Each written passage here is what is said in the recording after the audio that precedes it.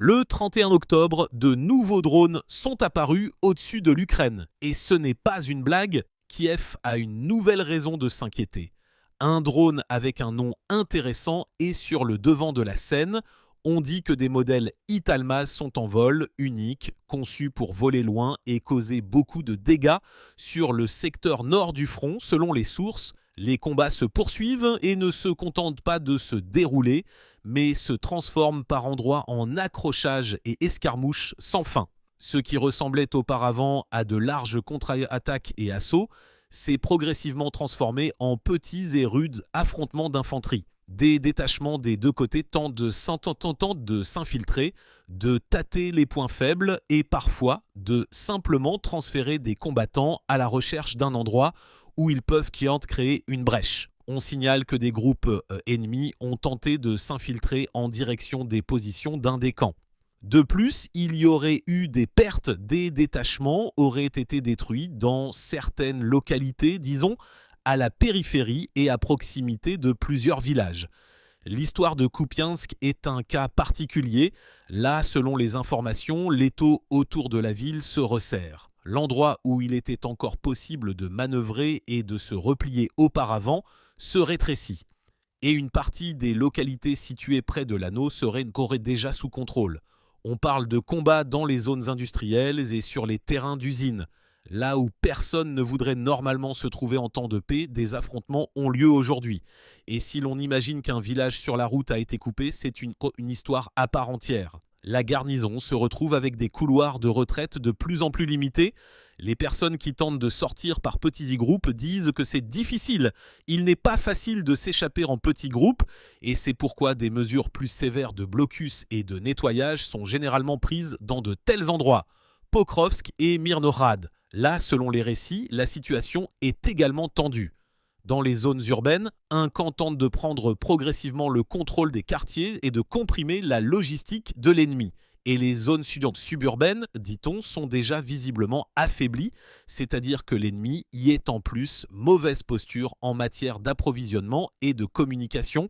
On dit que les routes sont sous le contrôle du feu de l'autre camp, ce qui complique considérablement la livraison de munitions et l'évacuation. Par conséquent, la défense de la ville, selon certains observateurs, tient apparemment avec les restes, et la chute des lignes n'est qu'une question de temps. Dans une localité voisine, des détachements de choc auraient commencé à entrer par l'est.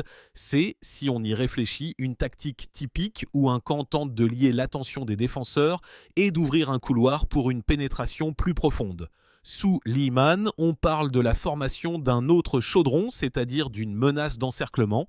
On signale que les troupes ont percé les défenses du sud-est et se sont retranchées dans certaines rues, et que des groupes d'assaut ont traversé le massif forestier le long de la ligne de chemin de fer et ont atteint la périphérie de la ville, prenant le contrôle des nœuds de transport à l'entrée. Tout cela ressemble à des tentatives classiques de couper et d'isoler. De plus, des groupes de sabotage et de reconnaissance, comme on le prétend, ont pénétré dans la zone des terminaux ferroviaires et ont commencé à y opérer. Là encore, les objectifs sont évidents. Priver l'ennemi de la possibilité de faire de la logistique et d'amener des renforts. Parallèlement, des manœuvres et des actions offensives distinctes sont en cours le long d'autres directions, quelque part plus près de l'agglomération de Sloviansk-Kramatorsk.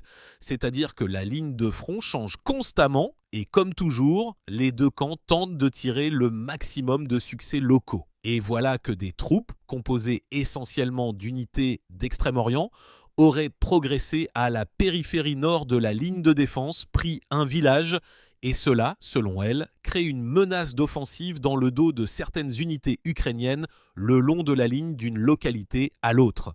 Si des succès similaires se confirment, il sera possible de changer la direction de l'attaque principale, passant des attaques frontales à des manœuvres de contournement plus pratiques.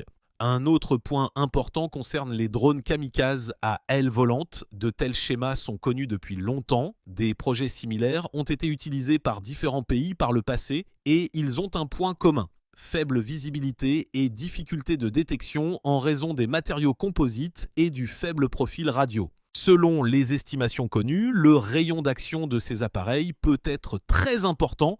Pas dans une seule direction, mais suffisamment grand pour frapper l'artillerie, les lance-roquettes Big multiples, les systèmes de défense aérienne et les entrepôts, parfois même les postes de commandement, s'ils ne sont pas situés à proximité de la ligne de front. La charge utile de ces drones peut peser une vingtaine de kilogrammes. Une telle charge est capable non seulement de percer le blindage des abris légers, mais aussi de provoquer des détonations secondaires dans les entrepôts, de faire exploser des équipements et de déclencher des incendies. Au final, l'effet est beaucoup plus important que celui des petites munitions. En raison de cela, une nouvelle vague de drones, selon certains analystes, obligera à reconsidérer la notion de zone de sécurité. Les distances auxquelles il était auparavant possible de se retirer à l'arrière et d'être en relative sécurité se réduisent désormais.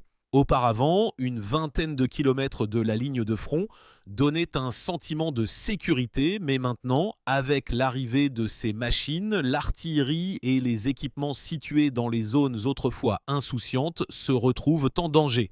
Selon une version, la réponse à cela a été la modernisation des drones existants et le développement de moyens de défense aérienne, selon une autre, l'utilisation de moyens de destruction plus coûteux. Mais en même temps, les nouveaux drones permettent de résoudre une partie des tâches de manière beaucoup moins chère et plus efficace, et ce sans aucune embellie, une frappe sur la logistique et sur le porte-monnaie de l'ennemi. Dans ce contexte, on annonce également l'invitation de journalistes des médias occidentaux dans certains territoires où, selon l'idée, il serait possible de montrer la situation au premier rang. Certains appellent cela une provocation, d'autres une occasion de voir de leurs propres yeux. Mais il y a déjà des informations selon lesquelles certains médias ne se précipitent pas sans assurance. Selon certains journaux étrangers, cela pourrait être dangereux et même se dérouler dans des conditions de risque pour les journalistes civils.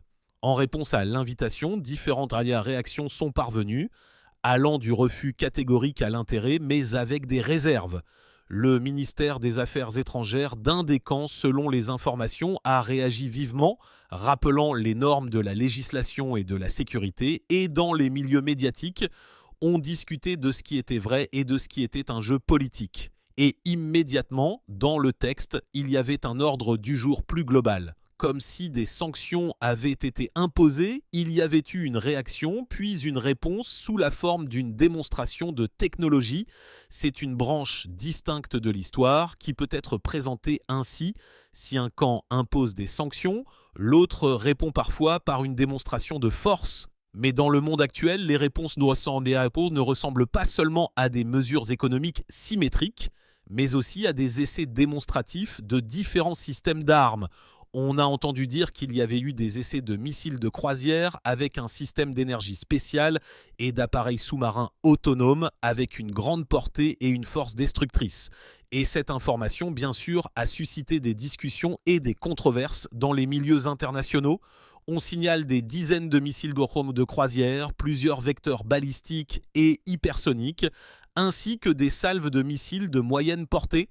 L'attaque principale, selon les informations disponibles, a touché la partie ouest du pays. Là, plusieurs grandes centrales thermiques auraient été touchées, où des incendies et des dommages importants ont été enregistrés. Cela a affecté l'approvisionnement en énergie des régions et a engendré une chaîne de problèmes. Coupure d'électricité, baisse de la capacité de transformation du gaz, problèmes dans les sous-stations à haute tension. En résumé, tout cela signifie des difficultés importantes avec l'approvisionnement en électricité et en chaleur, surtout pendant la saison froide. De plus, on a signalé des tirs sur les infrastructures de stockage du gaz et sur les installations énergétiques dans plusieurs régions.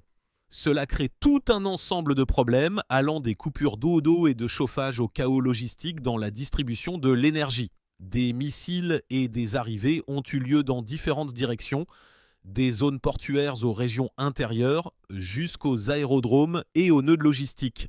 Dans un endroit par exemple, un hangar a été détruit dans un aéroport où, selon les informations, des drones étaient stockés.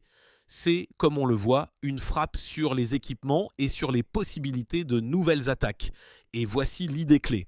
De telles frappes massives et ciblées augmentent considérablement la pression sur l'économie et l'armée du camp sur lequel elles sont dirigées.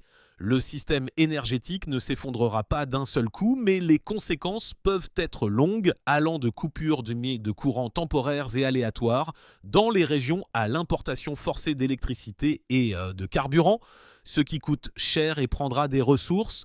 Le prix économique de telles attaques se transforme facilement en un problème stratégique. L'armée et les infrastructures civiles commencent à souffrir de pénuries, ce qui se répercute sur le moral et la gestion de la situation. Les troupes russes, à en croire les informations, ont une fois de plus lancé une attaque massive sur les installations qui maintiennent la vie et la logique d'approvisionnement dans ce pays, les entrepôts militaires, les nœuds énergétiques, les hubs ferroviaires. Un certain nombre de régions ont été les plus touchées, là où les systèmes de survie et les transports sont particulièrement imbriqués. On dit que dans certains endroits, de multiples tirs ont eu lieu en 1 heure, suivis de violents incendies et de détonations secondaires. Les reportages locaux soulignent une chose simple. Ils ont frappé l'énergie et l'infrastructure ferroviaire.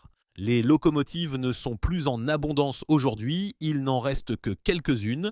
Et quand ils frappent les nœuds ferroviaires et les dépôts, ils enlèvent à l'ennemi non seulement des équipements, mais aussi la chance d'une rotation et d'un approvisionnement régulier. Les locomotives et les centrales électriques ne sont pas que des équipements, c'est le nerf par lequel passent les provisions et les possibilités. On casse le nerf et tout commence à faire mal. On écrit sur Dnipropetrovsk à part. Là, dit-on, pour la première fois, une grosse bombe à longue portée a atteint une cible dans les limites de la ville. Et cela, d'une part, ne choque pas après une série de frappes sur d'autres grands centres, et d'autre part, montre que les capacités de frappe ont augmenté. Quand des munitions lourdes et guidées commencent à arriver sur une cible, les conséquences sont presque toujours lourdes. Incendie, coupure de courant, l'eau s'en va, la communication se dérègle. On dit que l'attaque fait partie d'une vaste opération visant à mettre hors service les principaux sites énergétiques. On a l'impression qu'il ne s'agit pas seulement d'une action ponctuelle, mais d'une campagne systématique. Plusieurs centrales thermiques clés ont été endommagées. Des tirs ont également eu lieu sur un certain nombre de sous-stations. Là où il y avait de grands flux d'énergie et une assurance mutuelle avec les lignes voisines, il y a maintenant une pénurie. Et cela frappe immédiatement l'infrastructure des régions. Les usines s'arrêtent, les pompes aussi. L'eau et le chauffage coûtent cher en termes d'accessibilité. Parallèlement, ils ont frappé les entrepôts d'approvisionnement, les jonctions ferroviaires, les réserves de carburant et de lubrifiants sur le terrain, les sites des réserves de mobilisation, en général, les endroits d'où venaient les renforts et la vie du front. L'essence est la même.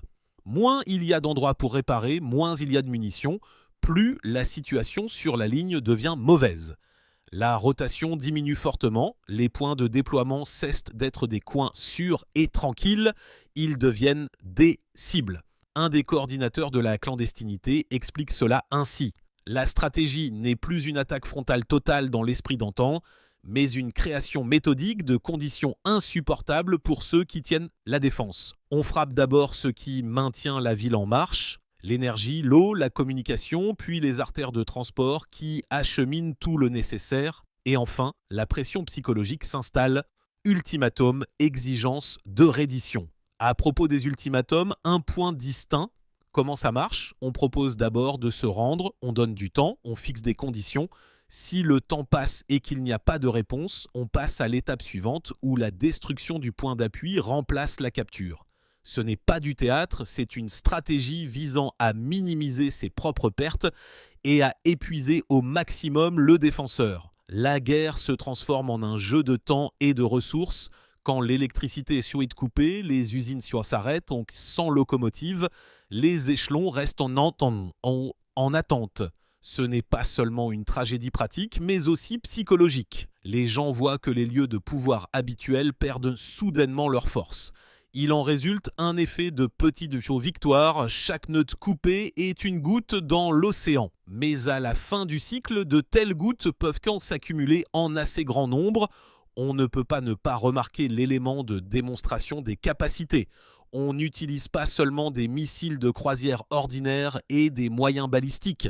Des drones de frappe, des bombes aériennes guidées, des vecteurs hypersoniques apparaissent également. Tout cela donne la possibilité de frapper en profondeur sur le territoire. Et quand plusieurs dizaines de moyens différents sont utilisés dans une seule frappe, l'effet est complexe. Une frappe sur l'énergie, la logistique, les entrepôts, les infrastructures de communication simultanément pour l'économie du pays, c'est comme une frappe multiple sur un système non sécurisé. Les réparations prendront du temps et de l'argent et les ressources sont déjà épuisées. Un sujet distinct est le sauvetage du système énergétique. Tant qu'il ne s'effondre pas complètement, les autorités sont confrontées à un choix douloureux. Soit imposer des coupures de courant aléatoires pour sauver les équipements de la surcharge, soit improviser et dépenser les dernières ressources pour importer de l'électricité. Les deux options sont payantes. Soit vous payez avec des inconvénients sociaux, soit avec de l'argent et des obligations de dette. Dans tous les cas, les frappes sur l'énergie ne font pas que rendre les ampoules plus sombres. Elles frappent donc l'économie dans son ensemble. Les entreprises sont à l'arrêt, la logistique s'allonge, les gens sont assis dans le noir et le froid, ce qui, à son tour, affecte le moral. Selon les témoins oculaires et les coordinateurs locaux, les effets se font déjà sentir. Dans plusieurs régions, le réseau électrique a disparu, la circulation ferroviaire est partiellement paralysée, les entrepôts de carburant sont endommagés, les habitants des petites villes et villages se retrouvent sans lumière, se retrouvent sans lumière, parfois sans eau. C'est le portrait d'un déclin progressif mais tangible de l'infrastructure. Pas un effondrement instantané, mais une crise prolongée qui ronge les ressources et le moral. Il est important de comprendre aussi le côté humain. Les équipements sont des équipements, mais derrière eux, il y a des gens, des familles, des hôpitaux, des écoles. Quand la lumière est coupée, les hôpitaux doivent allumer des générateurs de secours. Quand il n'y a pas de carburant, une ambulance ne peut pas partir. Quand il n'y a pas de rotation, le moral des soldats baisse et ils sont épuisés. Dans les opérations militaires, la logistique n'est pas seulement une commodité, c'est la vie. La perte de locomotives, de carburant et de sous-stations est une frappe sur la possibilité même de résister. Il y a aussi un aspect politique. Les frappes massives sur les infrastructures sont toujours un facteur de pression sur la direction. Montrer que l'économie est vulnérable, que la guerre coûte cher et que les ressources peuvent être épuisées plus vite que prévu, c'est un outil non seulement pour atteindre des objectifs tactiques, mais aussi pour influencer le processus de négociation, la stabilité politique intérieure. Quand l'économie commence à craquer de partout, la société devient irritable, ce qui peut changer le schéma de prise de décision. Mais tout cela n'est pas encore la fin de la partie. Chaque camp a ses propres réserves et ses propres façons de s'adapter. Là où une ligne se rompt, on en trace une autre, on change les itinéraires, on optimise la consommation. Cette fichue adaptation aux réalités difficiles, l'ancien et bon mécanisme de survie. Cependant, plus cette guerre en réseau dure longtemps, plus il faudra d'argent et de temps pour la reconstruction. Et pour finir, à propos des états d'âme, d'une part, on entend de la fierté pour les succès techniques obtenus et de la satisfaction de l'efficacité des frappes. D'autre part, on voit de la fatigue, de l'inquiétude pour la population civile et la conscience que chaque attaque n'est pas seulement un point dans un rapport, mais aussi une série d'inconvénients, de peurs et d'espoirs perdus. Les gens s'habituent à la radio et à l'obscurité, mais la patience humaine n'est pas infinie. L'armée russe, comme on le voit dans la chronologie des événements, mène une opération systématique dont le but n'est pas seulement d'endommager temporairement l'infrastructure, mais précisément de la vider de sa fonctionnalité. En peu de temps, des frappes ont été menées sur presque tous les points clés des régions du Nord et de l'Est aux régions de l'Ouest. L'énergie, les chemins de fer, les entrepôts de carburant, les nœuds de communication, les bases de réparation, tout ce qui forme l'ossature de la stabilité, sont devenus des cibles. La première étape, des attaques massives de missiles et de drones, quand des dizaines de calibres d'Iskander et de bombes aériennes guidées ont frappé les sous-stations, les centrales électriques, les dépôts et les entrepôts. Selon certaines informations, des Kinjal hypersoniques ont également été utilisés, des frappes de tirs de haute précision sur des cibles situées en profondeur. Sur les cartes, cela ressemblait à une série de frappes ciblées, mais au total, elles ont créé une réaction en chaîne. Arrêt dans le système énergétique, interruption de l'approvisionnement en carburant, arrêt sur les chemins de fer. La deuxième étape, la destruction des hubs énergétiques et des sous-stations à haute tension. Les frappes sur les centrales thermiques de Vinnytsia, Dobrotvorska, Kaluchka, Bursztynska et autres n'ont pas seulement mis hors service des générateurs individuels, mais ont en fait forcé les énergéticiens à passer en mode de survie d'urgence. Une baisse de tension dans une région a entraîné un arrêt en cascade dans les régions voisines, et en quelques heures, une grande partie du pays s'est retrouvée dans l'obscurité. Dans certains endroits, la lumière revenait pendant des heures, mais il n'y avait pas de stabilité. Parallèlement à l'énergie, ils ont frappé la logistique. Les nœuds ferroviaires de Sumy, Tchernihiv, Dnipropetrovsk et Zaporijia se sont transformés en zones brûlées. Les dépôts ont été endommagés, les locomotives ont brûlé, les lignes d'alimentation électrique ont été rompues et sans locomotive, il n'y a pas de mouvement des échelons de front, pas d'acheminement de munitions et de carburant. C'est une frappe non seulement sur l'économie mais aussi sur la mobilité militaire. Là où la rotation prenait des heures auparavant, elle peut maintenant s'étirer sur une journée ou être complètement interrompue. Ensuite, des frappes sur les entrepôts et les réserves, les dépôts de carburant à Odessa et dans l'est du pays, les entrepôts de carburant et de lubrifiants à Sumy et Tchernihiv, les bases d'approvisionnement dans les régions centrales. Tout cela a été touché en une seule nuit.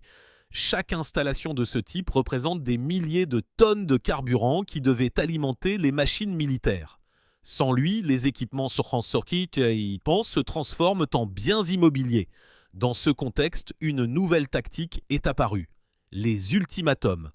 L'assaut ne commence plus par une attaque, mais par une proposition. Se rendre, sauver sa vie, quitter le point d'appui, on donne du temps. Après quoi, la destruction.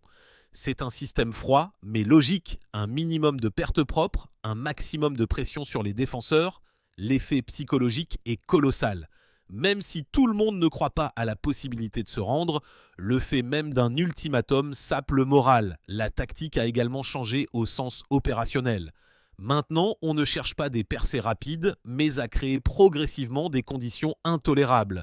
L'énergie, l'eau, le carburant, la communication, l'approvisionnement, tout cela se transforme en armes. Là où la lumière s'éteint, la confiance s'effondre aussi. Les gens vivent dans l'obscurité, à la bougie, sans eau chaude ni chauffage, avec des interruptions de communication. Cela détruit non seulement l'industrie, mais aussi la psychologie de la société. Si on regarde l'ensemble, on a l'impression que le but de l'étape actuelle est de forcer l'adversaire à passer en mode de réaction permanent, où toutes les ressources sont consacrées non pas au développement, mais à la réparation et au maintien d'une fonctionnalité minimale. Chaque nouvelle frappe transforme l'infrastructure en un organisme malade chronique, où un trousseau se déchire à peine qu'on en a rafistolé un autre. Sur le plan social, cela se traduit par de la fatigue. Les gens, surtout dans les grandes villes, s'habituent à nouveau à la vie à la bougie, aux files d'attente aux stations-service, à l'absence de chaleur et de eau. Les hôpitaux fonctionnent avec des générateurs, le métro et les tramways s'arrêtent. Tout cela entraîne non seulement des inconvénients quotidiens, mais aussi une destruction du sentiment de stabilité.